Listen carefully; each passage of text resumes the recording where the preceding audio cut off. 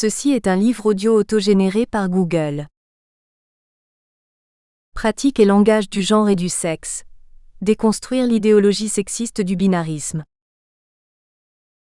Sandra TOMC. Sélec, Parler, Université Jean Monnet. Sophie Bailly. Atilf, Crapel, Université de Lorraine. Grace Ranchon. Sélec, Université Jean Monnet. Le principe de partition de l'humanité appelle à s'interroger sur le genre, pour signifier les rapports de pouvoir entre femmes et hommes. Nous entreprenons d'étudier la question de la distribution du genre, sous l'angle de la hiérarchisation et la bicatégorisation, en mettant en avant la dimension structurelle des inégalités entre femmes et hommes. Nous vivons dans un régime d'apartheid sexuel. Les femmes sont comme ceci, les hommes comme cela, les hétéros comme ci, les homos comme ça.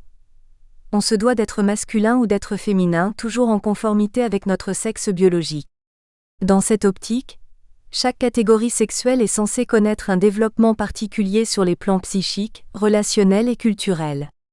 Les identités de sexe, de genre et d'érotisme, orientation sexuelle, apparaissent encore aujourd'hui à ce point naturel, évidente et indiscutable que la plupart d'entre nous se font un devoir de correspondre aux identités qui leur ont été assignées. Doré 1999/8. Les sexes et le genre sont traversés par le social, tout comme l'est la sexualité. Les réflexions ci-dessus inspirent des recherches qui mettent en avant les rapports de domination, hiérarchisation, discrimination participant au processus de construction identitaire genrée. Ce recueil d'articles rassemble des textes à la signature hélas exclusivement féminine comme c'est généralement le cas dans les recherches féministes françaises, domaine où la bipartition est aussi la règle, les hommes et les femmes n'ayant ni les mêmes raisons, ni les mêmes intérêts à œuvrer pour l'émancipation des femmes. À cet égard, le silence des hommes sur cette question est un silence qui en dit long. Ce n'est pas un choix mais un constat, qu'indique-t-il ?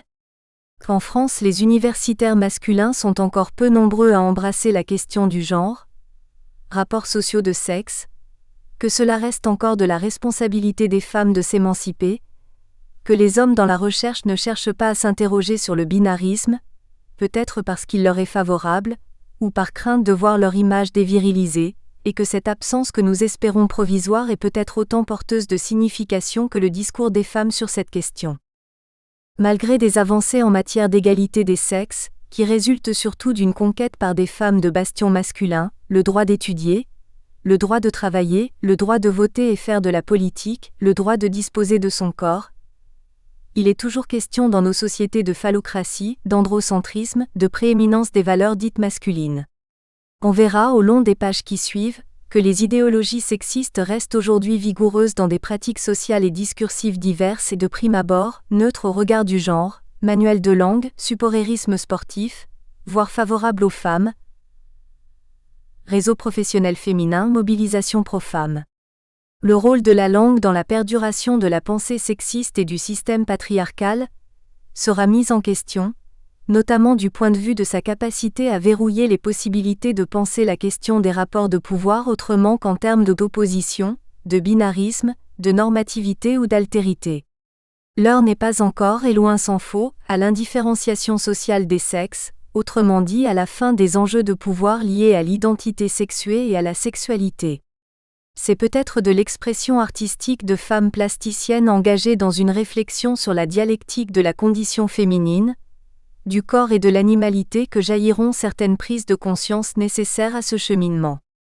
La première partie de l'ouvrage, Féminin-masculin dans les pratiques sociales, aborde le genre en tant que principe de partition de l'humanité, par une réflexion sur les rôles et représentations masculins et féminins.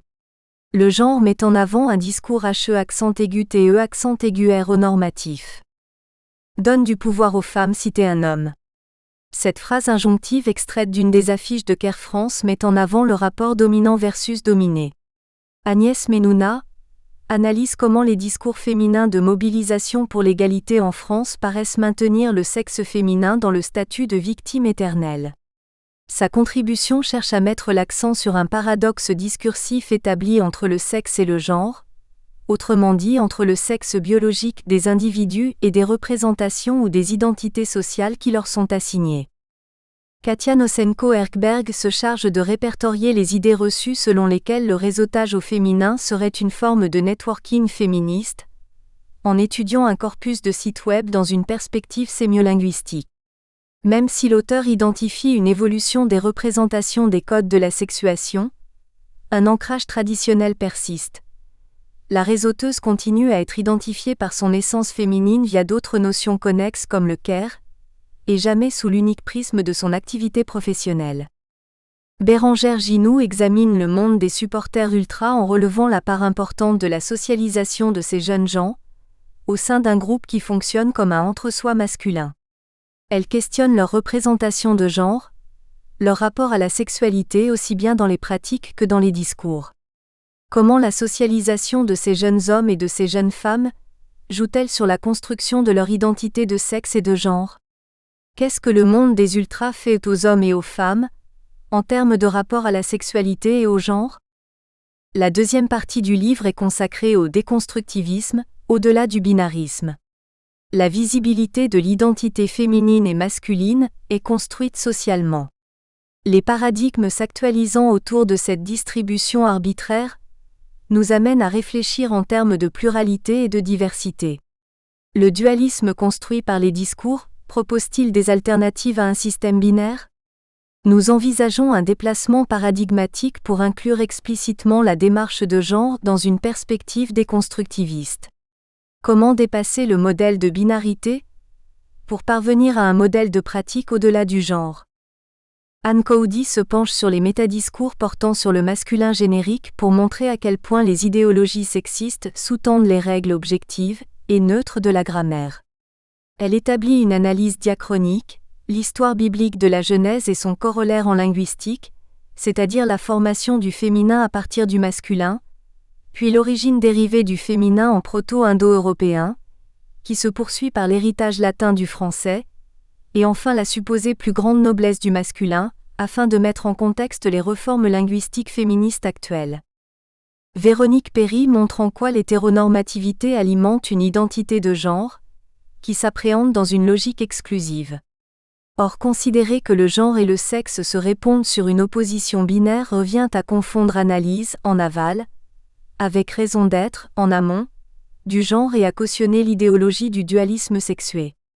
Puisque les paradigmes identitaires, homme-femme, homo-hétéro, etc., ou post-identitaires, trans-queer semblent reproduire le système hiérarchique du genre en déplaçant les autres vers l'étrangeté ou la norme sans véritable remise en cause du système patriarcal, de domination, elle propose de repenser la théorisation sur le lien sexe-genre à partir d'un glossaire qui pourrait être opératoire en analyse de discours. Alice Coutan se concentre sur des analyses portant sur les pratiques linguistiques transphobes, sur les métadiscours prétendant les justifier et sur les échos qu'ils entretiennent avec les discours constituants, magno que sont les discours lexicographiques définissant sexe, genre, masculin et féminin. L'exclusion et la stigmatisation des transidentités se jouent au niveau morphosyntaxique, puisque l'impératif de bicatégorisation, en masculin ou féminin exclusivement, empêche de parler de ce qui est à la fois masculin et féminin, ou ni masculin ni féminin. Julie Abou présente les grandes lignes de l'idéologie transhumaniste en retraçant la manière dont a pu s'opérer cette torsion transhumaniste du féminisme, et revient sur la nécessité de replacer l'articulation entre genre et sexe dans un espace de négociation des significations des identités catégories sociales et de lutte politique, par opposition à un espace hors social, ou insignifiant, qui prend comme pôle la biologie et la technologie. Nous proposons de questionner dans la troisième partie les supports de l'expression du genre, que sont les discours, soulignant ainsi les enjeux des supports de l'expression du genre dans les discours didactiques, théâtraux et artistiques. L'usage linguistique apparaît comme un marqueur identitaire déterminant. L'établissement de deux groupes distincts entraîne un effet d'organisation sous forme d'opposition. Les deux pôles que sont l'homme et la femme, en tant que représentants eux archétypaux de ce que doivent être, normes prescriptives, un homme et une femme. Grace Ranchon explore le discours mobilisé autour des catégories de sexe dans un corpus issu de la didactique du français langue étrangère, composé d'un ensemble de 3 manuels à destination d'adultes allophones.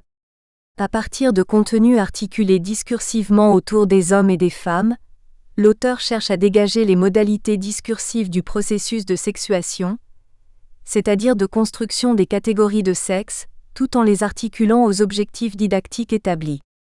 Pierrette Fumba-Bijoka analyse les pratiques langagières féminines transcrites dans les textes écrits de théâtre, en abordant les moyens linguistiques que les dramaturges africains utilisent pour visualiser les interactions communicatives entre les deux sexes, autrement dit pour décrire la dynamique langagière et ou les comportements sociolangagiers des interactants ES.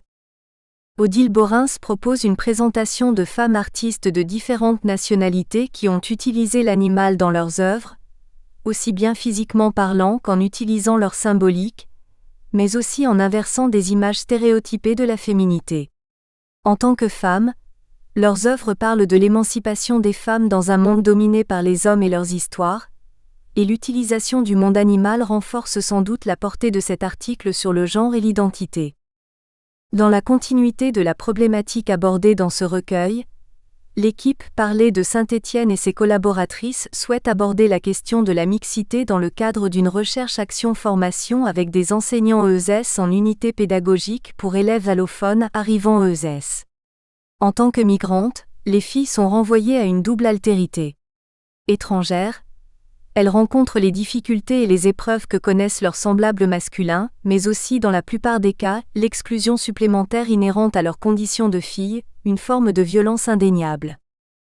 Avant de vous laisser découvrir ce numéro, nous tenons à remercier vivement les expertes de leur relecture, Eliane Viennot, Université Jean Monnet, Mireille Borins, Université Stendhal, Grenoble 3, et aussi Marielle Rispel, Université Jean Monnet pour ses conseils si précieux.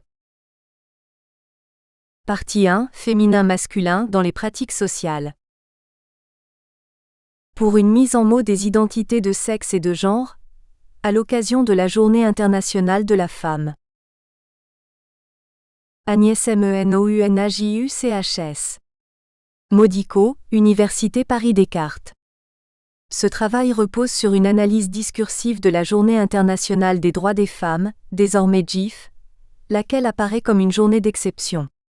Ceci dans la mesure où elle met en valeur des femmes dites d'exception aux professions ou métiers d'exception, notamment dans la presse. À ce propos, ces métiers d'exception concernent ceux dits majoritairement masculins. Notre contribution cherche à mettre l'accent sur un paradoxe discursif établi entre le sexe et le genre, autrement dit entre le sexe biologique des individus et des représentations ou des identités sociales qui leur sont assignées à travers des affiches féministes. Ce paradoxe part de deux hypothèses. La première consiste à mettre en cause la GIF comme une journée centrée sur l'homme. En effet, certains énoncés rendent compte d'une surestimation masculine. Ce qui revient à dire que la GIF met l'accent non sur la promotion des femmes mais sur celle des hommes et de la domination masculine. C'est en particulier dans certaines affiches féministes qu'est perçue l'accentuation de cette promotion des hommes. La seconde hypothèse, complémentaire à la première, réside dans une mise en évidence de la masculinité des femmes comme un élément valorisant pour les femmes. Ces deux hypothèses nous amènent, à travers une analyse des énoncés de cette GIF, à constater davantage une sorte de fixité ou de figement des représentations sociales et leur hiérarchisation. De ce fait, se profile dans les énoncés étudiés une communion sexe biologique et sexe social, comme si ce dernier était le fondement de la différence sexuelle anatomie. Cette fusion, que l'on pourrait par ailleurs rapprocher à une fusion entre le naturel et le culturel voire entre l'inné et l'acquis, comme s'il en existait un lien de cause à effet, apparaît dans les discours de mobilisation et de lutte contre les inégalités entre les hommes et les femmes comme une norme, un fait naturel. Après un bref rappel sur l'articulation des notions de sexe et de genre, nous essayons de mettre au jour quelques paradoxes et ambiguïtés discursives de la GIF et le discours émerge en essayant de montrer que des identités sociales de genre, ou le genre en tant que sexe social, ne constituent pas des catégories figées. Pour mener cette analyse, un corpus des unes des journaux et des affiches de mobilisation de cette journée a été constitué. 1. Corpus. Des affiches féministes et des unes des journaux locaux ont été sélectionnées suivant deux critères. Le premier, considéré comme principal, a été de prendre en compte celles portant les mentions GIF ou JF ou 8 mars sur des affiches et des unes de journaux. Pour le second critère, une attention particulière a été portée au titre privilégiant les rapports de hiérarchie entre les hommes et les femmes.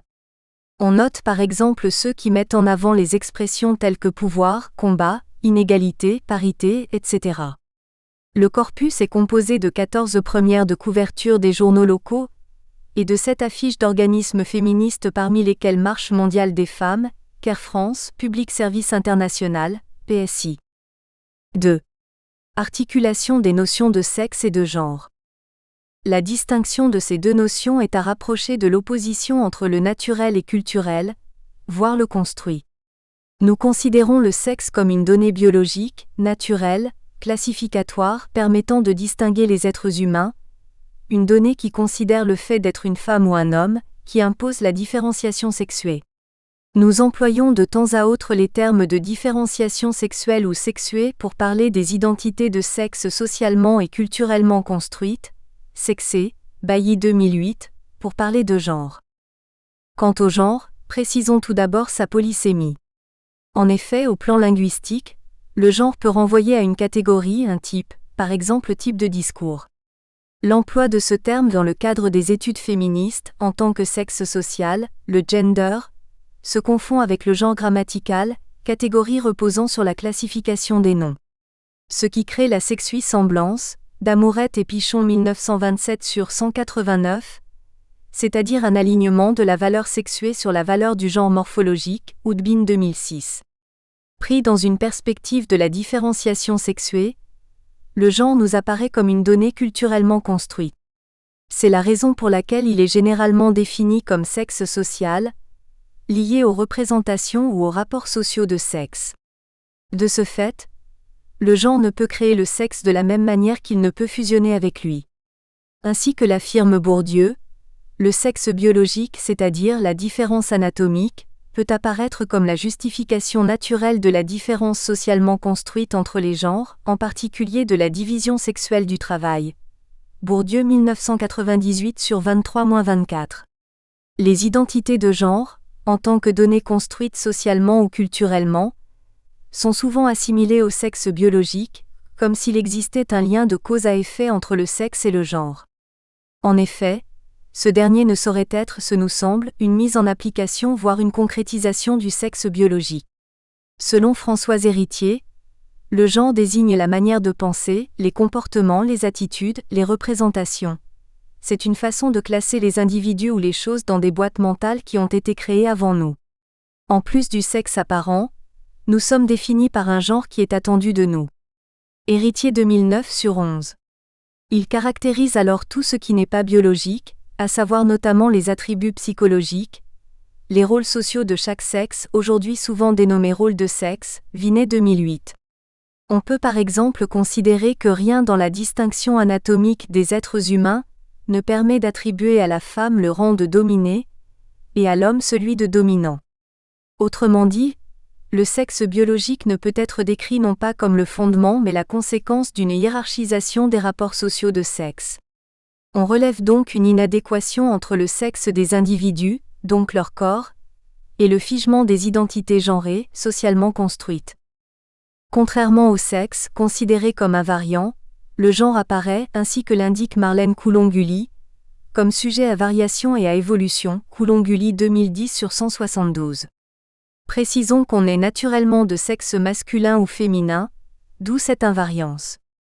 Sachant par ailleurs que l'idée de variabilité du sexe biologique pourrait être liée à des situations d'exception comme la transsexualité, laquelle n'est plus, ce nous semble, un phénomène naturel mais un choix, un besoin ou une envie d'être, et l'intersexualité. En outre, on peut penser que le sexe est concret, en raison de la différence anatomique et que rien dans cette anatomie n'impose une quelconque hiérarchisation naturelle entre les femmes et les hommes. Par contre, le genre peut être considéré comme une abstraction, une donnée psychique, construite et constituée par le discours ou le langage, une somme de représentations, d'identités matérialisées par des discours. Ce sont le langage et le discours qui font le genre, Jamy 2008 sur 214. Ceci revient à dire que les identités de genre existent parce qu'elles sont réactivées dans les interactions, Biscara. Dans certains énoncés tirés des affiches féministes liées à la célébration de la Journée internationale des droits des femmes, on remarque une sorte de légitimation et de pérennité des rapports de hiérarchisation entre les sexes. Ceci nous amène à les considérer comme des paradoxes discursifs et idéologiques de cette journée de mobilisation. Comme nous allons le voir dans les paragraphes qui suivent, le discours construit autour de la GIF tend à montrer que le genre, en tant qu'identité sociale des sexes, représentation,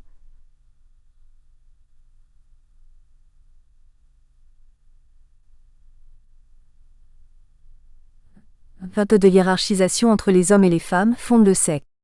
En d'autres termes, une sorte de fusion entre le sexe biologique, le naturel donc, et les représentations sociales paraît s'établir. 3. Affiche de la GIF. Quelques paradoxes et ambiguïtés discursifs. De nombreux énoncés portant sur l'égalité homme-femme ainsi que des grands titres de journaux locaux français à l'occasion de la GIF mettent en évidence une domination persistante des hommes. Ils tendent à affirmer plus ou moins inconsciemment le pouvoir masculin.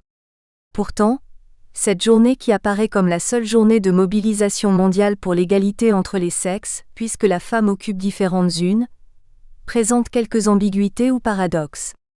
En effet, les discours féminins de mobilisation pour l'égalité, particulièrement dans des affiches, semblent rendre compte d'une forme de contradiction entre la valorisation de la femme et sa mise en mots, ainsi que nous le remarquons dans les exemples ci-dessous.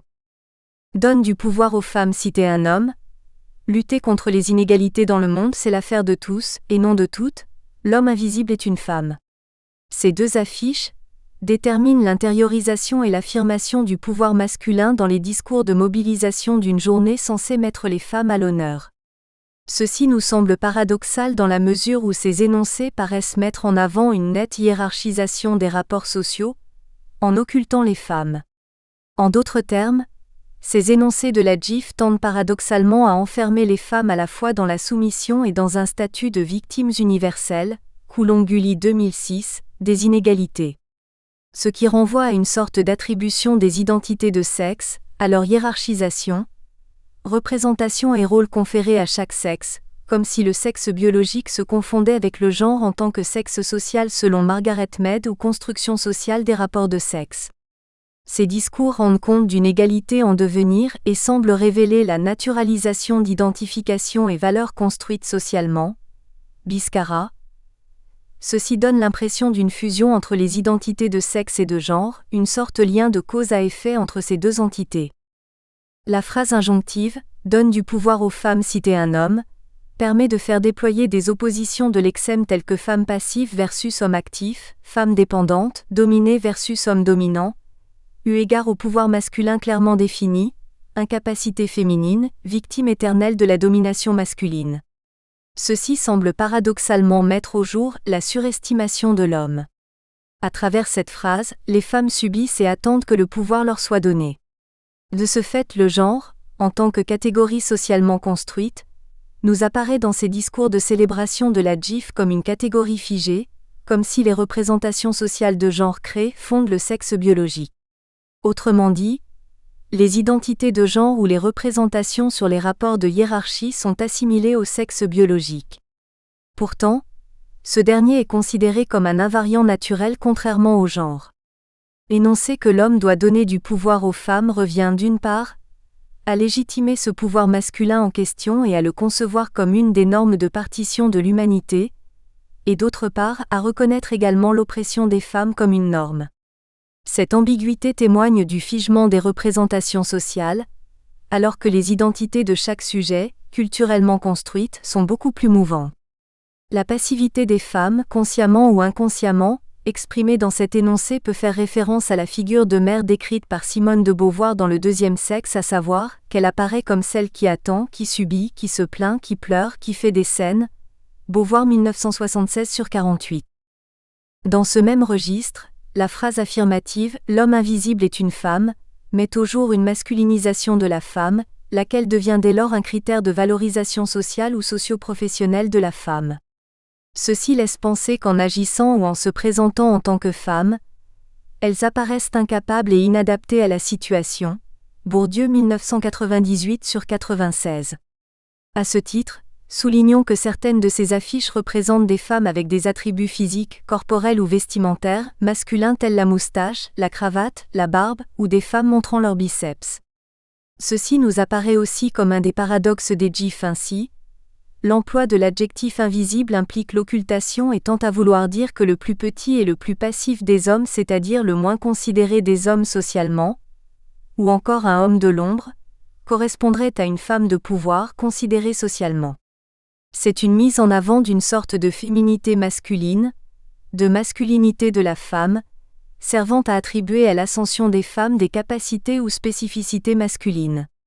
Présenter la femme comme un homme invisible, c'est à la fois affirmer la suprématie et établir la hiérarchie du sexe masculin. De ce fait, le paradoxe peut résider non dans la célébration des droits de la femme mais dans celle de l'homme en tant que doté de tous les pouvoirs et attributs sociaux. Aussi l'homme invisible socialement équivaudrait ou correspondrait-il à une femme visible, à une femme de pouvoir. L'homme invisible semble traduire un certain confinement de la femme, et peut-être de l'homme dans un espace privé. À ce titre, cela reviendrait à considérer la visibilité féminine, pouvoir, capacité, dans un cadre privé, lequel pourrait être le foyer. Ces affiches définissent des spécificités féminines et masculines comme figées, et non comme sujets à variation. Les femmes et les hommes sont affectés à des représentations ou à des rôles spécifiques. Elles paraissent ainsi maintenir la hiérarchisation des sexes, ce qui nous semble un des paradoxes de la GIF. Ainsi ces discours du 8 mars tendent à s'enfermer dans l'évidence de rapports de domination. Bourdieu 1998/25, selon l'expression de Bourdieu, et partant à concevoir l'invariabilité des identités de genre ou la stabilité de celles-ci. On remarque donc un effet de subordination féminine se profilant dans les discours de promotion des femmes à travers des affiches tirées des associations féministes, à l'instar de Care France. L'ambiguïté paraît ainsi se déployer dans la construction d'un discours alliant l'immobilisme des rapports sociaux de sexe à la célébration de la femme, la revendication de la parité et de l'égalité. L'ambiguïté que génère cet énoncé se révèle également dans le fait d'inscrire, sans doute inconsciemment, la domination des femmes par les hommes et leur soumission dans une forme de normalité et de normativité. Donne du pouvoir aux femmes citer un homme, résonne comme une mise en application du lien de cause à effet entre des représentations sociales et la différence des sexes, c'est-à-dire anatomie. Plus précisément, ceci impliquerait donc un lien logique entre le sexe et le genre, c'est-à-dire une certaine conformité entre les différences biologiques et les habitudes sociales. Ce lien se présente sous l'angle d'une évidence naturelle des rapports sociaux de sexe.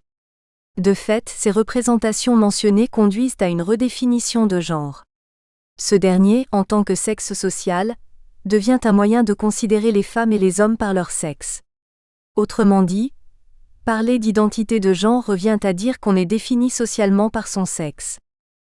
Dans les unes tout comme dans les affiches étudiées, la mise en mots reste centrée sur les inégalités entre les hommes et les femmes, de même que sur les revendications de ces dernières.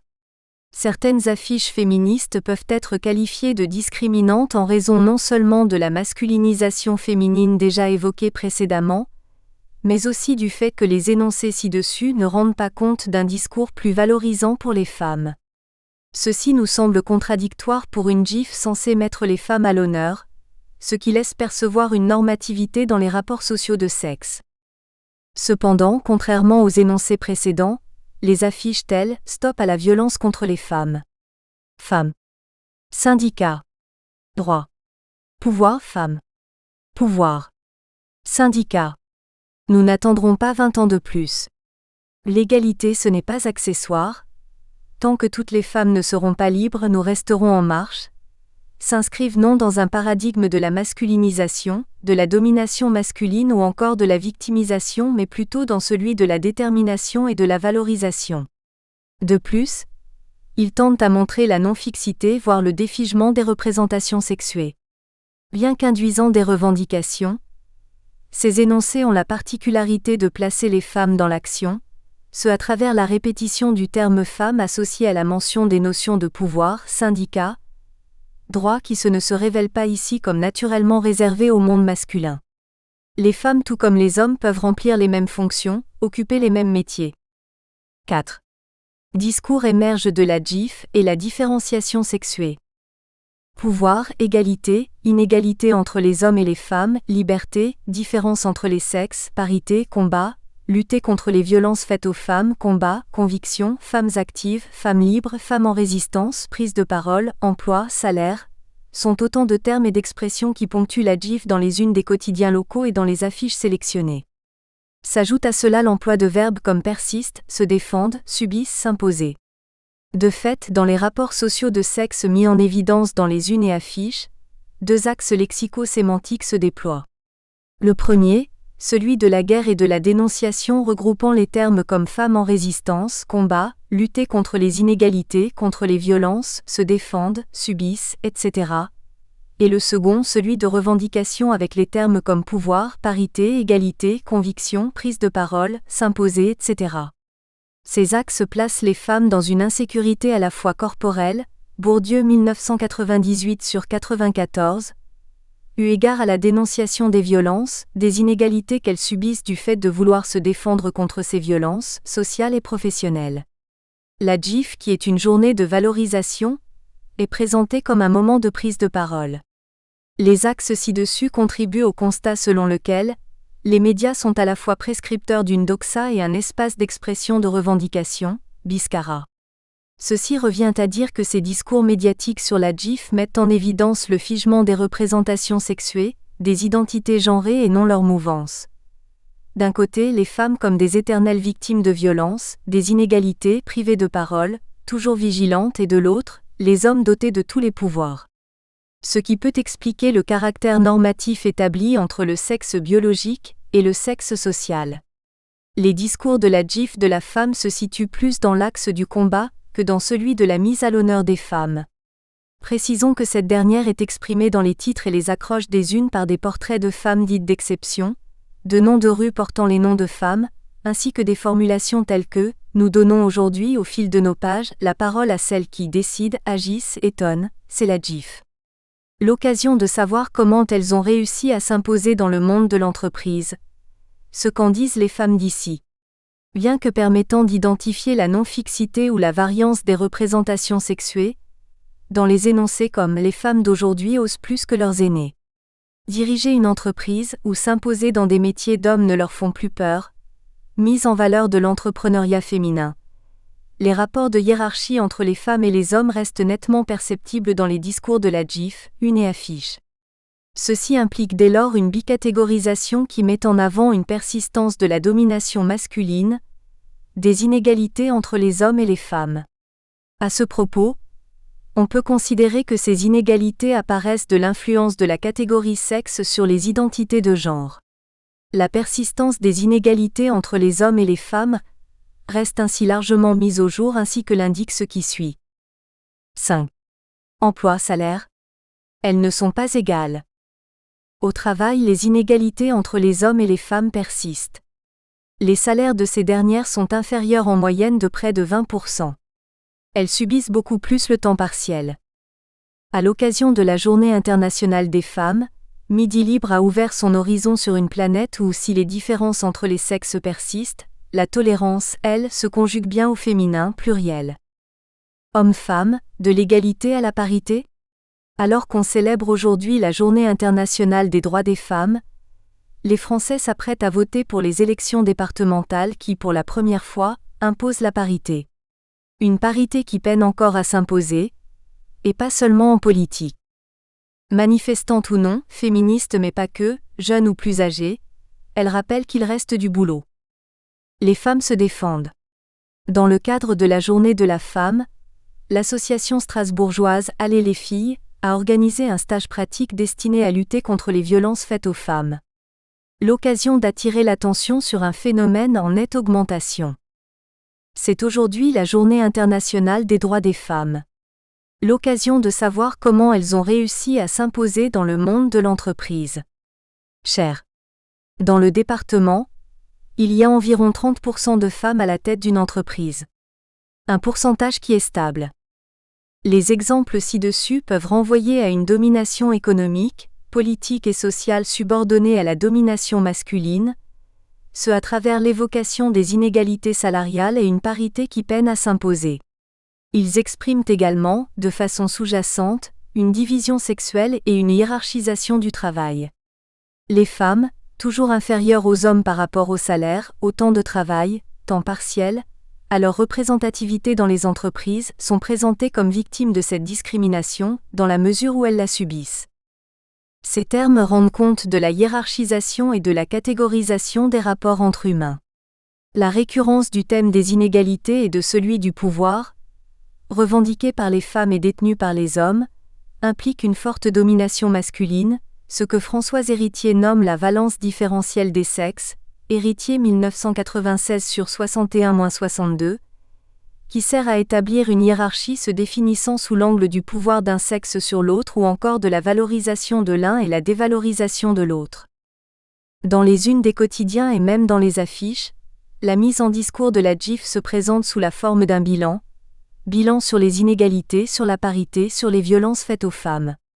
Ces deux supports convergent dans la remise en cause de ces inégalités et dans la promotion des femmes. Conclusion. Cette analyse a permis de considérer la Journée internationale des femmes à la fois comme une journée de mobilisation pour les droits des femmes, de revendication et de dénonciation des inégalités. L'étude a permis d'observer à travers ces discours l'invariance des représentations genrées, c'est-à-dire que le genre, en tant que sexe social, principe de différenciation des sexes, devient un invariant comme l'est le sexe biologique. Un lien de cause à effet paraît s'établir entre le genre et le sexe. Des spécificités féminines et masculines apparaissent comme figées et non comme sujets à variation. Les femmes et les hommes sont affectés à des représentations ou à des rôles spécifiques. Le pouvoir, un des thèmes récurrents, reste un domaine masculin. Énoncer que l'homme doit donner du pouvoir aux femmes revient d'une part à légitimer ce pouvoir masculin en question et à le concevoir comme une des normes de partition de l'humanité, et d'autre part à reconnaître également l'oppression des femmes comme une norme. L'ambiguïté paraît ainsi résider dans la mise en œuvre d'un discours unissant l'immobilisme des rapports sociaux de sexe, à la célébration de la femme, à la revendication de la parité et de l'égalité. Les thèmes récurrents restent, entre autres, le pouvoir des femmes, les inégalités salariales, égalité entre les hommes et les femmes, la parité, la liberté. La surestimation masculine dans certains énoncés a conduit à observer une domination économique, politique, sociale. C'est à travers l'opposition homme dominant versus femme dominée socialement, professionnellement, économiquement et politiquement que les discours de la GIF paraissent enfermer les femmes dans une évidence naturelle de la soumission et de la domination. Bibliographie. Bailly 2008, Les hommes, les femmes et la communication. Mais que vient faire le sexe dans la langue? Paris L'Harmattan. Beauvoir S. de 1976-1949, Le deuxième sexe 2, Paris Gallimard. Biscarael, L'analyse des médias au prisme du genre, formation d'une épistémé, Revue française des sciences de l'information et de la communication, en ligne, http://rfsic.revue.org/. Bourdieu P. 1998, La domination masculine, Paris, Seuil. Coulon-Gully Monsieur, 2006, La séquence des téléspectatrices, question de communication numéro 10, Nancy, Presse universitaire de Nancy, page 297 à 318. En ligne http://question de communication.revue.org/7719. Coulon-Gully Monsieur 2010, Féminin masculin, question S pour les SIC. Réflexion théorique et méthodologique, question de communication numéro 17, Nancy, Presse universitaire de Nancy, page 169 à 193.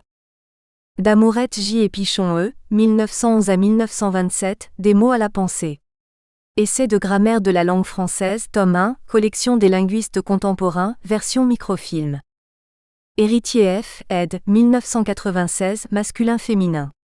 La pensée de la différence, Paris, Odile Jacob. Héritier F. 2009, La différence des sexes, Paris, Bayard. Houdbin à Monsieur, 2006, La différence sexuelle et ses marques en langue et en discours, Paris Niel, Balmer CAOTH et Durer S, Régulation sociale et genre, Paris, L'Harmattan, page 177 à 193. Jamii 2008/1, Judith Butler, théoricienne du genre Dauphin S et Sénac Slavinsky R, Cahier du genre, numéro 44, Paris, L'Harmattan, page 225 à 228. Mathieu C. 2007/2, Sexe et genre féminin, origine d'une confusion théorique, La linguistique, 43, Paris, PUF, page 57 à 72. Vinay, 2008/2, Émergence, perspective et mise à l'épreuve contemporaine du constructivisme sexué, Connexion numéro 90. Le réseautage au féminin, ou la quête des indices d'identification de la réseauteuse. Katia Nossenkohercberg. MICEFA, Mission interuniversitaire de coordination des échanges franco-américains. La sortie en 2007 du Guide des clubs et réseaux au féminin, Gagliardi et Montet 2007, annonce une pratique sociale présentant un type de communication entre les femmes en développement depuis la fin des années 1990. En juillet 2010, près de 600 associations et réseaux féminins, nationaux et internationaux, professionnels ou informels sont répertoriés sur le territoire français. Les auteurs du guide désignent alors ces réseauteuses comme des femmes actives ou des femmes d'action.